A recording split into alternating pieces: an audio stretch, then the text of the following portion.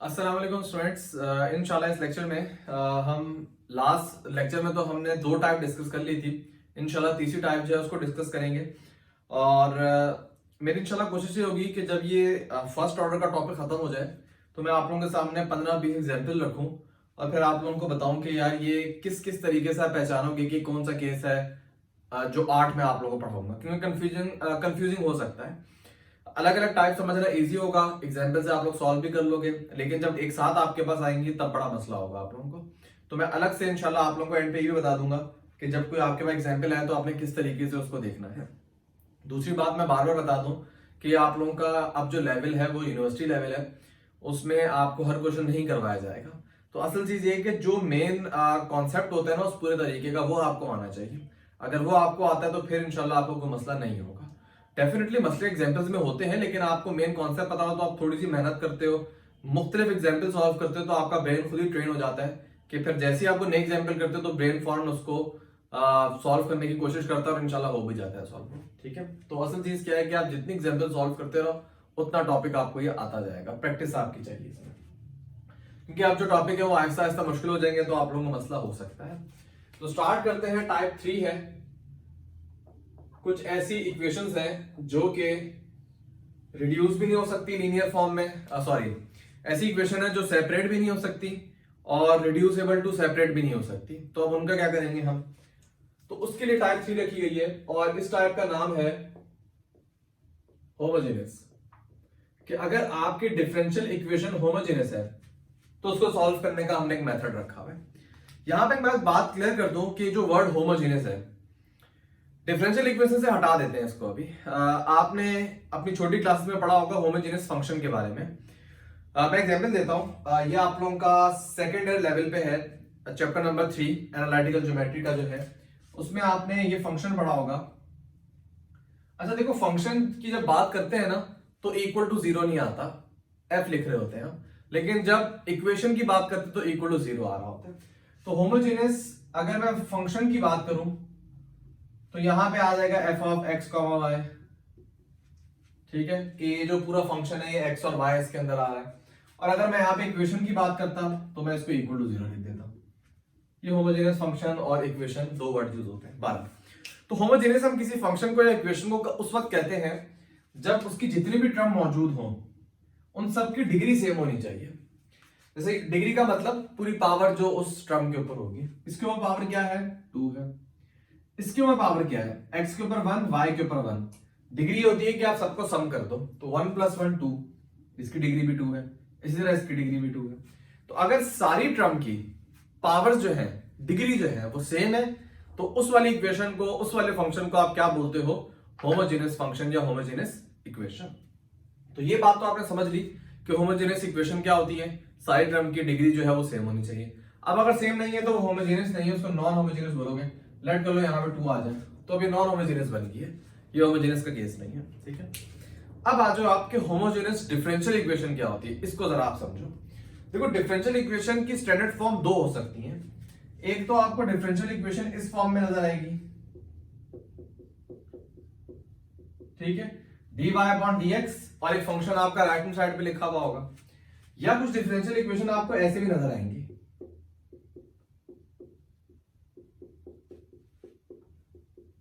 ये दोनों फॉर्म कोई डिफरेंट नहीं है।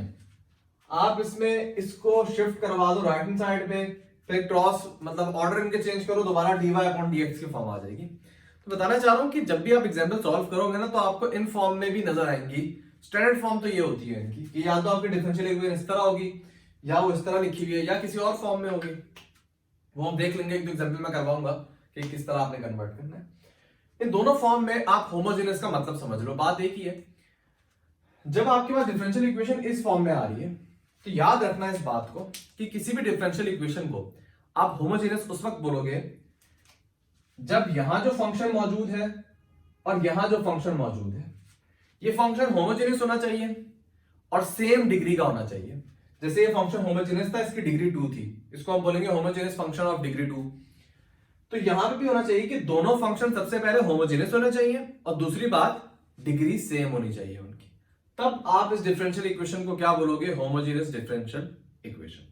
और ज्यादातर हम ये वाली फॉर्म यूज करेंगे, तो इसके बारे में हम समझ लेते हैं कि आपको जब भी इस टाइप का मिलेगा कैपिटल एफ फ्रैक्शन के अंदर होगा, तो मैं इसको मजीद ब्रेक करता हूं, इस टाइप का लिखा होगा f of x comma y और डिनोमिनेटर में भी एक फंक्शन होगा g of x comma y, इस टाइप के आपको होमोजेनियस मिलेंगे।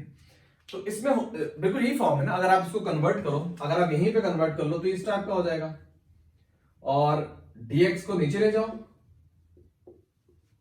और n को उधर ले आओ, तो ये वाली सिचुएशन बन जाएगी। लिखने का तरीका अलग है, नाम अलग करनी है, बात तो वही है। इसको भी आप कन्वर्ट करो तो ये आपके पास ये वाली फॉर्म बन जाएगी। तो होमोजेनियस डिफरेंशियल इक्वेशन हमेशा उसमें फंक्शन फ्रैक्शन फॉर्म में मौजूद होगा। तो इसमें अगर आपके पास इस फॉर्म में डायरेक्ट आ रहा है, और जो कि आपको ज्यादातर सवाल नजर आएंगे, तो वही एक्सप्लेनेशन आपने यहां पे भी देनी है कि भाई न्यूमरेटर और डिनोमिनेटर ये होमोजेनियस होने चाहिए। सबसे पहले न्यूमरेटर में जो फंक्शन है, डिनोमिनेटर में जो फंक्शन है, वो होमोजेनियस होना चाहिए और उन दोनों की डिग्री सेम होनी चाहिए। That's it. वही डेफिनेशन जो होमोजेनियस फंक्शन की होती है ना, वही मैंने यहां पे आके लगा दी है। अभी मैं पूरा कॉन्सेप्ट आपको समझा रहा हूं, मैं सवाल सॉल्व करना डायरेक्ट बता दूंगा आपको, लेकिन मैं कॉन्सेप्ट बता रहा हूं कि जो यहाँ पे फंक्शन का कॉन्सेप्ट था होमोजेनियस का, सेम वही है कि ऊपर भी होमोजेनियस हो, नीचे भी होमोजेनियस हो, लेकिन डिग्री उसकी सेम होनी चाहिए। ठीक है। अब एक और बात, अब इसको थोड़ा और नेक्स्ट लेवल पे लेके जाते हैं। जो होमोजेनियस फंक्शन होता है ना, उसके अंदर आप एक चीज ऑब्जर्व करोगे, जैसे इस फंक्शन के अंदर अगर आप x और y की जगह k पुट कर दो, ये फंक्शन था, इसमें x की जगह भी मैं kx पुट करता हूं, मतलब x को रिप्लेस कर दो kx से, इसी तरह y को रिप्लेस कर दो ky से। तो यहां पे पुट करते हैं x की जगह kx, y की जगह ky, इसी तरह y की जगह ky। तो सॉल्व करो, ये हो जाएगा k स्क्वायर एक्स स्क्वायर, ये हो जाएगा k स्क्वायर एक्स वाई, ये हो जाएगा k square y square. k square यहां से कॉमन लो, ये हो जाएगा x square plus x y plus y square. आप ऑब्जर्व करो, original function as it is मौजूद है, साथ एक k की पावर मौजूद है। हमेशा जो भी होमोजेनियस फंक्शन है वो इस रिलेशन को सेटिस्फाई करेगा कि जब आप उसमें x और y को रिप्लेस करोगे kx और ky से, तो हमेशा ये चीज फॉलो हो रही होगी कि आपका फंक्शन मौजूद होगा और उसके साथ k की भी पावर होगी। तभी होमोजेनियस फंक्शन की हमने डेफिनेशन बनाई हुई है कि ऐसा फंक्शन जो इस रिलेशन को सेटिस्फाई करे उसको होमोजेनियस कहते हैं। अगर आप याद हो, ये डेफिनेशन आपने बहुत देखी होगी होमोजेनियस फंक्शन के अंदर। ये पूरी डेफिनेशन की मैंने एक्सप्लेनेशन दिया आपको यहाँ पे। पहले मैंने बेसिक बात स्टार्ट की कि सबकी डिग्री सेम होनी चाहिए। जब सबकी डिग्री सेम होगी तो हमेशा इस रिलेशन को फॉलो करेंगे, तभी हम बोलते हैं कि होमोजेनियस फंक्शन इस रिलेशन को फॉलो कर रहा है। ठीक है। तो अब इसमें यही होगा कि ऊपर वाला फंक्शन भी इस रिलेशन को फॉलो कर रहा होगा, नीचे वाला फंक्शन भी इस रिलेशन को फॉलो कर रहा होगा। तो देखो, ऊपर भी k की पावर n होगी, लेट कर लो सेकंड डिग्री है, तो ऊपर भी k स्क्वायर होगा, यहाँ पे नीचे भी k स्क्वायर होगा। जब आप रिप्लेस करोगे तो ऊपर का भी k स्क्वायर कट जाएगा, नीचे भी k स्क्वायर कट जाएगा। तो आप हमेशा ये ऑब्जर्व करोगे, जब भी आपके पास होमोजेनियस डिफरेंशियल इक्वेशन है, उसमें राइट हैंड साइड में कोई भी फंक्शन लिखा हुआ है, आप उसमें x की जगह kx पुट करोगे, y की जगह ky पुट करोगे, k आपकी पूरी फ्रैक्शन से कैंसिल हो जाएगा और आपके पास दोबारा ओरिजिनल वही चीज आ जाएगी। फॉर एग्जांपल, अगर आपके पास डिफरेंशियल इक्वेशन है ये वाली चीज x plus y divided by x minus y, तो अगर आप इन दोनों फंक्शन को देखो, ये होमोजेनियस है, सेम डिग्री है 1 1। आप k पुट करके देखो, x की जगह kx, y की जगह ky, नीचे भी x की जगह kx, y की जगह ky, ऊपर k कॉमन लो, नीचे भी k कॉमन लो। तो देखो, ये होमोजेनियस फंक्शन की कंडीशन को सेटिस्फाई कर रहे हैं। और होमोजेनियस डिफरेंशियल इक्वेशन में जब के फ्रैक्शन की फॉर्म में लिखे होंगे तो k कैंसिल हो जाएगा, तो दोबारा ओरिजिनल वही फंक्शन आ जाएगा। तो अब मेरे फाइनल रिमार्क्स से मैंने पूरा 5-6 मिनट कॉन्सेप्ट आपको समझाए। अब फाइनल रिमार्क्स क्या है कि जब भी आपके पास कोई क्वेश्चन आए और आपको उसमें जज करना हो कि क्या ये डिफरेंशियल इक्वेशन होमोजेनियस है या नहीं, तो आपने सिंपल क्या करना है, सबसे पहले उसको फ्रैक्शन फॉर्म में कन्वर्ट करना है। उसके बाद आपने x की जगह kx पुट करना है, y की जगह ky पुट करना है। अगर आपकी पूरी फ्रैक्शन ओरिजिनल वही आ जाए, मतलब k सारे कैंसिल हो जाए और पुट करने के बाद भी आपके पास सेम आ रही है, जैसे अभी ये थी, पुट करने के बाद भी आपके पास ये आ रही है, तो इसका मतलब वो डिफरेंशियल इक्वेशन क्या है, होमोजेनियस है। कॉन्सेप्ट मैंने पूरा आप लोगों से डिस्कस कर लिया। अगर कोई कॉन्सेप्ट समझना चाह रहा था वो मैंने पूरा आप लोगों को बता दिया। और जब आप ये आइडेंटिफाई कर लोगे तो फिर जो मैं आपको मेथड बताने लगा हूं वो हम डिस्कस कर लेंगे।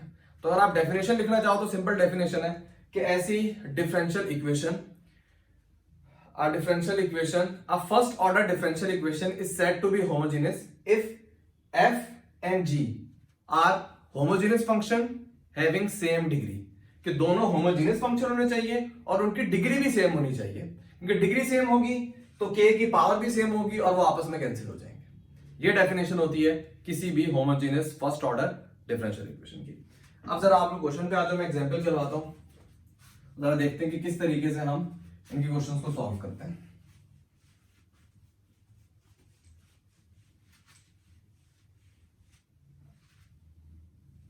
चलिए एग्जाम्पल हमारे पास क्या है, dy upon dx equal to 2xy divided by x square minus y square. ये एक होमोजेनियस इक्वेशन है, आप इसमें सेटिस्फाई करके देख सकते हो।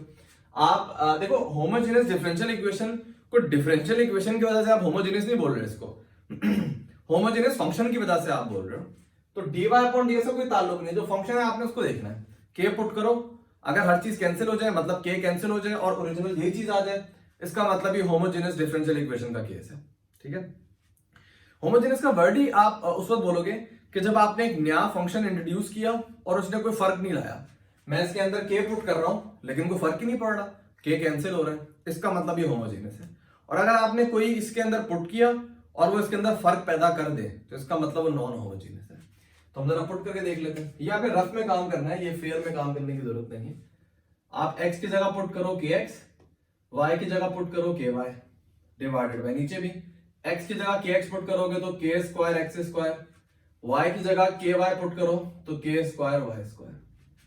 अच्छा k इंटू k, ये k है, k इंटू k क्या हो जाएगा 2k स्क्वायर, और x y पे जगह पे मौजूद है, और नीचे अगर आप दोनों टर्म से k स्क्वायर कॉमन लो तो x square minus y square मौजूद है।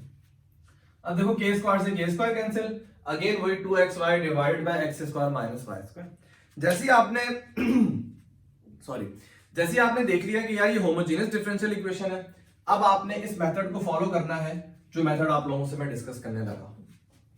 मेथड क्या होगा, आपने सबसे पहले यहां पे लेट करना है, let y equal to vx, v आपने इंट्रोड्यूस कर दिया दरमियान में। अब जरा देखते हैं क्या होता है, डिफरेंशिएट कर दो विद रिस्पेक्ट टू x, तो y का डेरिवेटिव क्या हो जाएगा dy अपॉन dx। अब देखो v एक वेरिएबल है, ये कांस्टेंट नहीं आपने लिया हुआ, यहां पे इसको ध्यान में रखना, v वेरिएबल है यहां पे। तो डिफरेंशिएट क्या करोगे, प्रोडक्ट रूल लगाना पड़ेगा। x को रखो साइड पे, v का डेरिवेटिव dv अपॉन dx, सही। अच्छा प्लस v को रखो साइड पे, x का डेरिवेटिव आपको पता है 1 के बराबर होता है, लिखो ना लिखो बात एक ही है। अब आप जो ओरिजिनल फंक्शन है ना उसमें ये सब्स्टिट्यूशन परफॉर्म करो।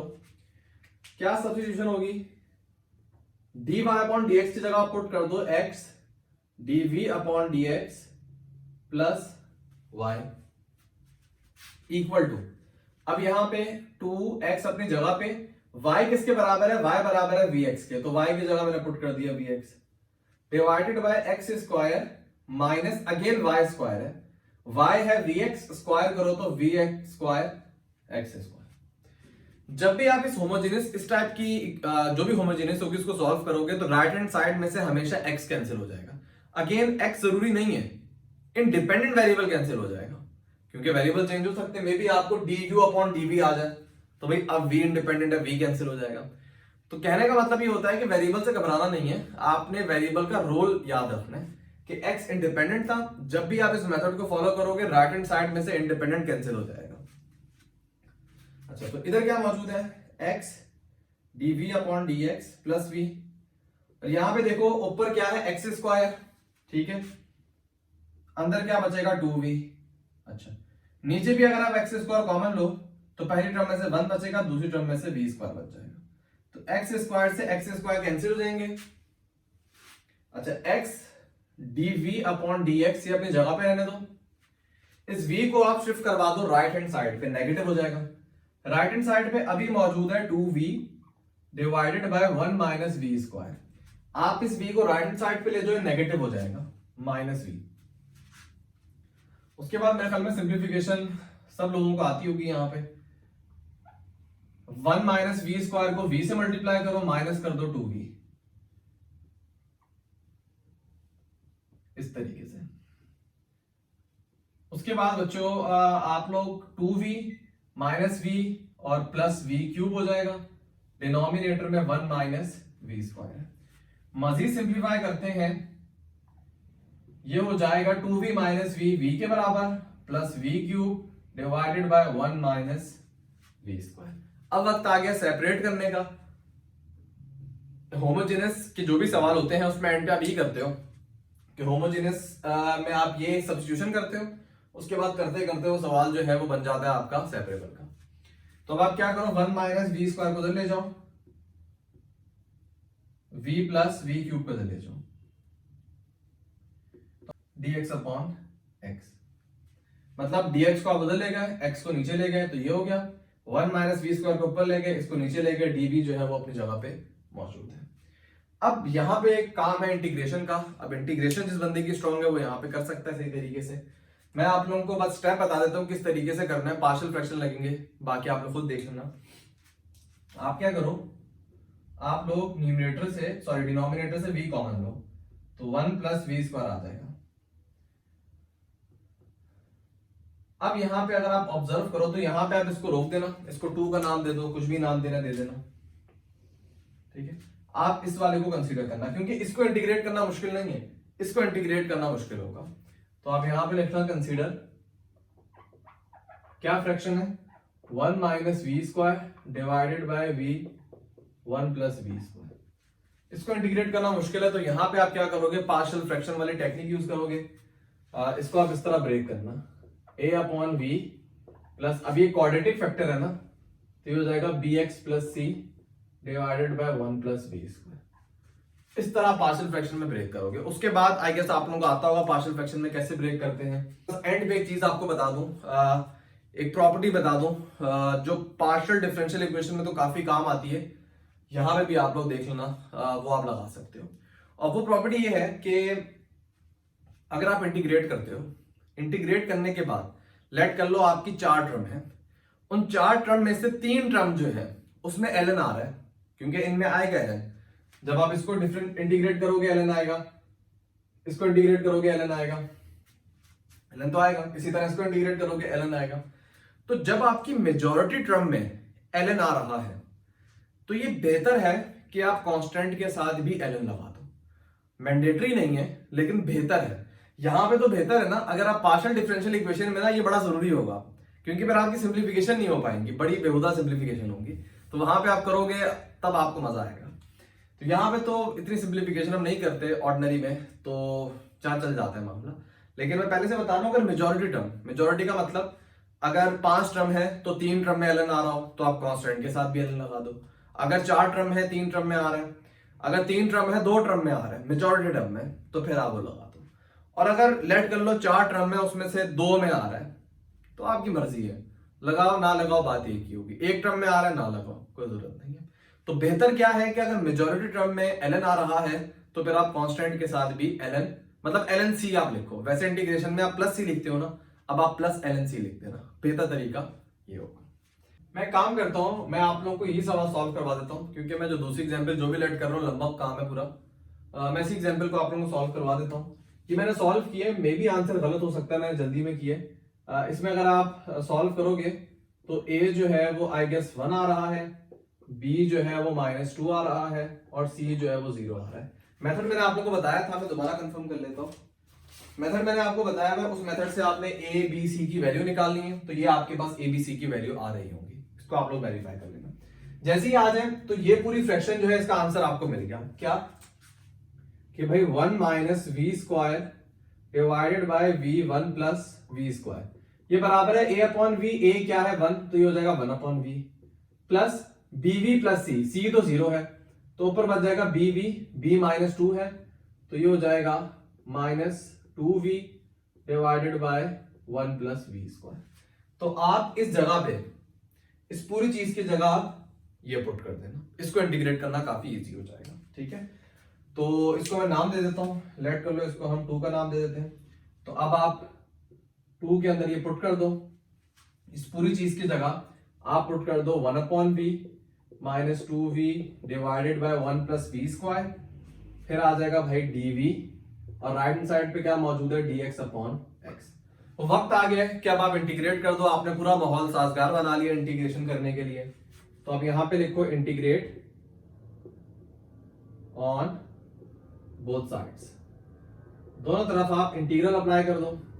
ये हो जाएगा 1/v dv। अच्छा, इसमें क्या होगा -2v divided by 1 plus v square dv, और यहां पे मौजूद है 1/x dx। बहुत ही इजी इंटीग्रल है सारे के सारे, कोई मसला नहीं है। आप अब आप डायरेक्ट आंसर लिखो 1/v का इंटीग्रल ln v। अच्छा, इसको जब सॉल्व करोगे तो ln वाला फॉर्मूला लगाओगे, क्योंकि डिनोमिनेटर में मौजूद है 1 plus v square, 1 plus v square का डेरिवेटिव होगा 2v जो कि न्यूमरेटर में मौजूद है। तो ये हो जाएगा ln 1 plus v square equal to, ये हो जाएगा ln x।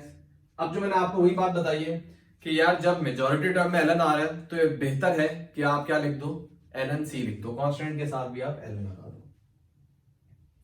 ठीक है, अब ये आपका फाइनल आंसर नहीं है, क्यों? क्योंकि आपका फंक्शन जो है वो है किस फॉर्म में, आपका फंक्शन जो है वो है y और x की फॉर्म में, जबकि आंसर v और x की फॉर्म में आ रहा है। तो बात ही गलत हो गई, आपने अपना डिपेंडेंट वेरिएबल ही चेंज कर दिया। तो अब क्या करो, दोबारा उसको कन्वर्ट कर लो जो सवाल में गिवन था। ठीक है, तो मैं काम करता हूं, यहां से कुछ मिटा देता हूं और फिर आप लोगों को फाइनल सिंप्लीफिकेशन दिखा देता हूं कि किस तरीके से हम करेंगे। अच्छा जी, सबसे पहले लिखा हुआ है ln v, तो आप लिखोगे ln v। अच्छा, v की वैल्यू यहां से निकालना, v बराबर होगा y अपॉन x के, तो v की जगह आप लिख दो y upon x minus ln 1 plus v square, v square का मतलब y स्क्वायर upon x square equal to ln x plus ln c। इसको आप, अच्छा इस पे आप प्रॉपर्टी लगा सकते हो, लॉग की आपको प्रॉपर्टी पता है, जब ln के अंदर फ्रैक्शन लिखी हुई हो तो आप उसको इस तरह सिंप्लीफाई कर सकते हो, ln y minus ln x, ये लॉग की प्रॉपर्टी होती है। इसको हम मजीद सिंप्लीफाई करते हैं, ये हो जाएगा x square plus y square divided by x square. ठीक है, और ये है ln x plus ln c। तो देखो अच्छा यहाँ पे भी कैंसिल नहीं होंगे, इसके साथ नेगेटिव आ रहा है। ठीक है, नेक्स्ट स्टेप का हम इंतजार करते हैं। ये हो जाएगा ln y minus ln x। अच्छा, इन पे भी वही प्रॉपर्टी लगाओ क्योंकि फ्रैक्शन लिखी हुई है ना, तो ये हो जाएगा minus ln x square plus y square. अच्छा देखो, जैसे डिनोमिनेटर फ्रैक्शन लिखी हो ना, तो फिर ln y minus ln x का ये मैं दूसरी टर्म के साथ नेगेटिव आता है लॉग की प्रॉपर्टी के तहत। तो यहाँ पे भी जो डिनोमिनेटर वाली टर्म है उसके साथ नेगेटिव आएगा, लेकिन बाहर वाला नेगेटिव उसको क्या कर देगा, पॉजिटिव। तो ये हो जाएगा ln x स्क्वायर। ठीक है, और यहाँ पे मैं एक और प्रॉपर्टी लगा देता हूँ। आपने लॉग की भी प्रॉपर्टी पढ़ी होगी कि अगर पावर मौजूद है, आप किसी ऐसी चीज का लॉग निकालो जिसकी पावर मौजूद है, तो ये जो पावर है ये पहले आ जाती है। तो ये ln x स्क्वायर किसके बराबर हो जाएगा, 2 ln x के। फिर राइट हैंड साइड पे लिखा हुआ है ln x और फिर ln c। अब देखो यहाँ पे 2 ln x minus ln x, ये हो जाएगा ln x और ये कैंसिल हो जाएगा राइट हैंड साइड पे जो ln x लिखा हुआ है। तो तीनों टर्म जो है ये आपस में कैंसिल हो जाएंगे। तो अब पीछे क्या बचेगा, ln y minus ln x square plus y square equal to ln c। और मजीद इसको आप सिंप्लीफाई कर सकते हो यहां पे लाने के बाद, किस तरीके से कि आप जो लॉग की प्रॉपर्टी पहले लगा रहे थे ना, जो लॉग की प्रॉपर्टी आपने पहले लगाई थी वो दोबारा लगा दो। पहले आपने इनको खोला था ना, अब आप इनको बंद कर दो क्योंकि आपने अपना मतलब का काम कर लिया। तो देखो ये दोनों आपस में सब्ट्रैक्ट हो रहे हैं ना, तो इनको आप इस तरह लिख दो, ln y upon x square plus y square. तो आपने बंद कर दिया इनको, और यहां पे क्या मौजूद था, ln c। Taking anti log on both side, तो ln खत्म हो जाएगा, पीछे आपके पास क्या बचेगा, y upon x square plus y square equal to c। और मजीद सिंप्लीफाई कर सकते हो आप, इस x square plus y square को c से मल्टीप्लाई करवा दो जाके, तो ये आपके पास फाइनल सॉल्यूशन आ जाएगा इस डिफरेंशियल इक्वेशन का। तो इस तरीके से आप जो होमोजेनियस, मैंने सबसे पहले शुरू में आपको बता दिया होमोजेनियस होती क्या है, फिर मैंने आपको बकायदा होमोजेनियस डिफरेंशियल इक्वेशन के बारे में बताया, फिर मैंने सॉल्यूशन कर दिया कि किस स्टेप बाय स्टेप से आपने चलना है। शुरू का मेथड डिफरेंट होता है, उसके बाद नॉर्मल इंटीग्रेशन करनी होती है और एंड पे आपको दोबारा सब्स्टिट्यूट करना होता है। ये प्रोसेस होता है किसी भी होमोजेनियस डिफरेंशियल इक्वेशन को, फर्स्ट ऑर्डर को सॉल्व करने का। ठीक है बच्चों, इस वीडियो में इतना ही। इंशाल्लाह नेक्स्ट लेक्चर में हम जो ऐसी पढ़ेंगे जो रिड्यूसेबल टू होमोजेनियस हो, मतलब होमोजेनियस ना हो उनको पहले हम होमोजेनियस में रिड्यूस करेंगे, उसके बाद सॉल्व करेंगे उसको। ठीक है, अल्लाह हाफिज।